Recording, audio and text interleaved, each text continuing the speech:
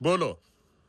યા તો આ સત્તામાં બેઠેલા લોકો ખૂબ શાતિર છે, યા તો ખૂબ મૂર્ખાઓ છે અને ગુજરાતના લોકોને પણ મૂર્ખ સમજે છે. ભાવનગરમાં લઠ્ઠાકાંડમાં કેટલાક મૃત્યુ પામ્યા અને હવે પોતાની ઇજ્જત બચાવવા માટે ખૂબ મોટા નાટકો આદર્યા છે અને લોકોને છેતરવાનું કામ કરે છે. ચોરને કહે છે ચોરી કર અને વોચમેનને કહે છે જાગતો રહેજે. જો સરકારે દારૂના દૂષણને દૂર કરવું હોય તો આ નાટકો બંધ કરવા જોઈએ. એક બહુ હાસ્યાસ્પદ વાત બહાર આવી છે. સરકારે જાહેરાત કરી છે, નોટિફિકેશન બહાર પાડ્યું છે કે 21 તારીખ સુધી દારૂના અડ્ડાઓ ઉપર સ્પેશિયલ ડ્રાઈવ ચાલશે.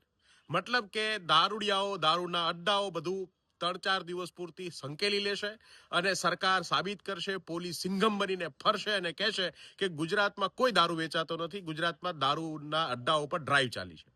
ભાઈ, તમારે ખરેખર આ દૂષણ બંધ કરવું હોય તો જાહેરાત કર્યા વગર દારૂના અડ્ડાઓ ઉપર રેડ પાડવી જોઈએ, દારૂના અડ્ડાઓ બંધ કરાવવા જોઈએ.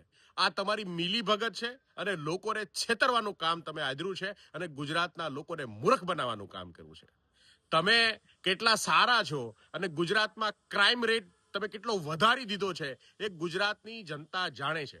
એટલે આવી રીતે નાટક કરી અને ગુજરાતના લોકોને મૂર્ખ બનાવવાનું બંધ કરો. તમે ગુજરાતના લોકો તમને ઓળખી ગયા છે અને ખરેખર જો તમે ચાહતા હોય કે ગુજરાતમાં ક્રાઇમ ઘટે તો આ દારૂ અને ડ્રગ્સના દૂષણ ઉપર સાચી કાર્યવાહી કરી બતાવો. આવા નાટક કરવાનું બંધ કરો, નહીતર ગુજરાતના લોકો તમને માફ નહીં કરે. જય હિન્દ, જય ભારત, જય જય ગરવી ગુજરાત.